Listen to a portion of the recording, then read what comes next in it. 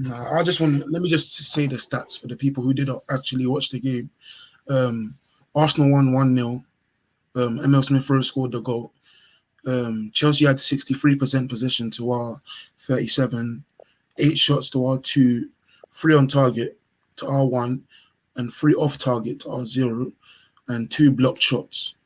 And we both had one big chance. Smith-Rowe scored ours and Havertz missed theirs. Yes, correct. Well, I really want to get into this. So I think my broad stroke of the game is, if we do look back on it, Arteta copied Tuchel's press using kind of the same 3-2-4-1 man marking system. And I kind of do that very broadly because it may have looked as a 3-4-3, but fundamentally, when you look at it, it's a 3-2-4-1. And so the point of the press that we do have to look at is how Arteta copied that to better effect than Tuchel has, really. And so what it was is that Zuma was the trigger point for the press. So broad view when we look at it. Chelsea, typically what they look to do with their build-up was to switch play to the underloaded side. That just means the opposite side where the press is not there. So typically that was Azpilicueta because we use Zuma as a trigger. But then that would force Arsenal back into their settled block that we talked about earlier into the 3-2-4-1.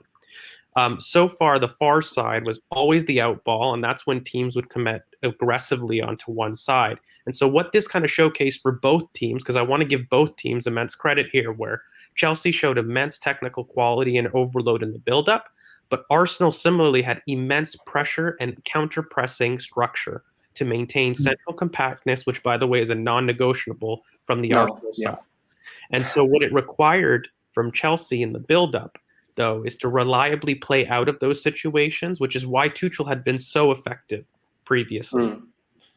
What I would like to jump on and say is that everything George says is completely correct, but what I would like to add on is that Arteta's philosophy in the press is not to press the man, but is to press the passing space, the passing lane.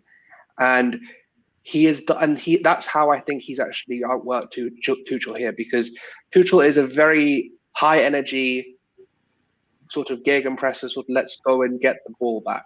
Whereas Arteta is willing to let the opponents make their mistakes and not just go gung ho, let's go for the man, but intelligently fill out passing lanes. So it reduces the ability for the opposition defense to get through the lines as easily. And as George said, I think that's how he out-tacticked Tuchel, because it was an ability to realize that there's more to a press than just energy. There's intelligence that needs to be there, and there needs to be a way of producing a press that allows for the players to not only get the ball back, but not be. They can do this for 120 minutes if needed be, because they're actually intelligently pressing instead of going, okay, I'm going to just run at people. And as long as I run at people, they'll make mistakes. That's one way of doing it, but I prefer this way of doing it.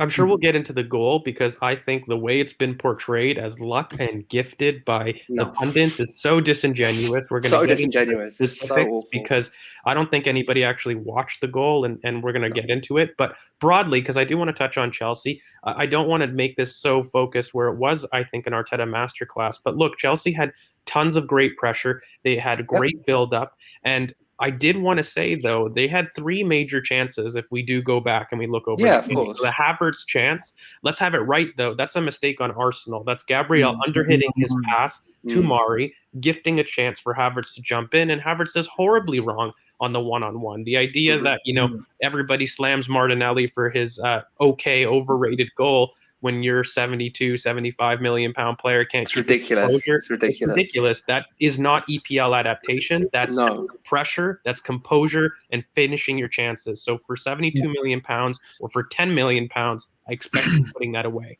Simple. Yeah, of course. And then moving on, I just want to go over a couple more chances really quickly. The Leno parry when Ziyech crosses the ball and Zuma parries it onto the crossbar, or heads it back, and Leno parries it onto the crossbar, and Giroud has a follow-up. That chance where we had the 2 crossbars, by the way, is a Leno mistake. If you do watch it back, Leno should absolutely be parrying that over the bar. He's there, it's in his space, and he actually doesn't get a strong hand to it. So the idea that it went to Giroud in the first place shouldn't have happened. So their 2 biggest chances were Arsenal mistakes. I want to make that clear. The one amazing chance that I just want to praise Chelsea before we get into the goal was the Azpilicueta chance. And so what we saw there is a classic case of Tuchel outworking our counter press and Azpilicueta overlapping on the far side. When he does feed in Pulisic in, it's a great ball into Mount inside, but Holding is there in a great position. But that is the one good chance I would attribute that Chelsea really opened us up. Really good build-up play. And again, they achieved that through the outlet of Azpilicueta on the overlap, which is where we said the space was going to be if they beat the press. And that, for me, is the main improvement I've seen from Arsenal defending this season, is there's much more positional awareness in our defence than there has been in seasons past, especially under Emery and the last years of Wenger, when it was sort of this, let's just all attack. We're just going to score goals. Don't worry about what's going to go on behind. Just score, and we'll figure it out. And it was a very sort of gung-ho. Obviously, injuries didn't help, and that's a whole other different episode. But the positional awareness of our defenders in general this entire season has got to be something we have to praise Mikel for, because it's sort of you cannot have you need to have structure, and you need to have organization, you need to have the awareness to be able to space out your defenders so you're not clumped and you're not too wide. So yeah. And you know what, mate? The only thing to wrap up here, and I think the perfect thing is to really dissect the goal, because we've talked in broad views about this structure, the 3-2-4-1. You want to get really tactical, yada yada. But what did Mikel do? And I really want to get into the goal because it's a perfect example of how he mastered Tuchel. And so when you look at the goal, what happens?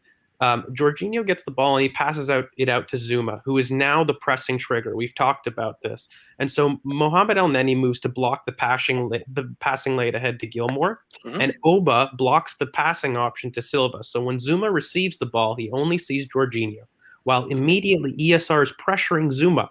Now, people are blaming Kepa for being poor positionally, but that's actually really wrong. Kepa makes a great position for himself in terms of providing an option for Zuma, and he actually is away from the goal. So as a coach, you're expecting a turnover, and if he's in the goal, that's actually not something we would coach them. We would coach them to be outside the ball and provide an option behind. Kepa does everything correct. It's Jorginho who actually lacks any scanning and plays a blind pass to Kepa. Kepa actually does quite well to get to the ball, but it's just an example of how the counter press trap that we employed for the first 25 minutes completely nullified anything that Chelsea did. And also, the only thing that I want to add is that Chelsea players are very slow to react to the possibility of Kepa getting there. If you really watch the replay, Silva and everybody, and even Jorginho, are already accepting the goal, but Oba and ESR are in the box, alive to the possibility of a second ball. So they gave up on the chance. They gave up. Odegaard thought it went in. Odegaard. Yes. So all in all, the last thing I'll say, it's so disingenuous to say that Arsenal were gifted a goal that was crafted by counter-pressing elite structure, and that is no gift as good. You earn your own luck. You earn your own luck. I honestly, I wouldn't even consider it luck. I would consider it a concerted effort to produce a mistake. I don't see that. I don't see that as luck. I see that as good attacking defending, is, if you want to put it that way. So aggressive defending on the press. That's how I would put it. I would not put it as Jorginho just messed up. Well, yes, he did, but there is context to why he messed up, and it's a poor ball. I mean, how often is Jorginho said to be this metronomic pass master? That's Italian. These are the idiotic sort of tropes just thrown about players. When hold on, guys, I thought Z, you're a Jorginho fan though, bro. I am. Sorry, I say that because every time I compliment the things that Xhaka does well. Listen, I'm not a Xhaka fan, but I understand his job in our team. I understand what Jorginho was brought in for Chelsea. George, I've got one slight disagreement on that. I watched Kepa quite closely, and we very rarely disagree, George and myself. I watched Kepa closely. He ball watched for a split second longer than he should have done. So he watched the ball go to Zuma, and when that ball went back to Jorginho, he should have started adjusting his position slightly. right? He didn't, and Jorginho shouldn't have played the blind pass. That's 100%, right? He's an experienced player; he should know better.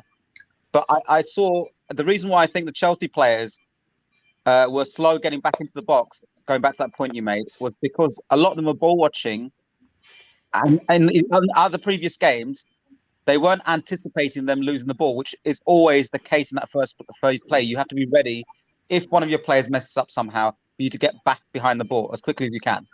Okay, and I think that's what caught most of those Chelsea players off.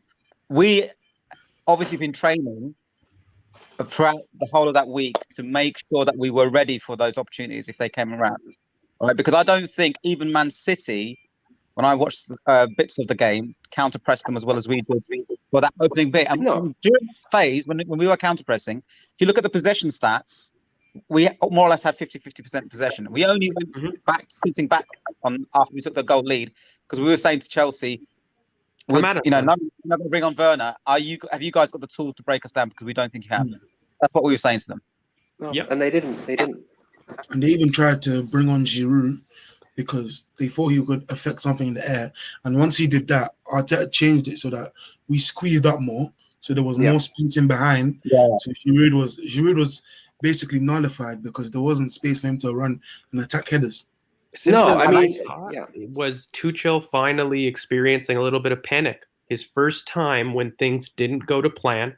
This was a time when another coach outsmarted him, and I think he went long for Giroud trying to bypass this press. That's eventually he gave up on a plan, and we just simply squeezed, and it was just a perfect game from Arteta, really, as a coach. It's a win. If you wanted to look at the overall broad view, his structure, this is an example of his structure and plan winning the game for you.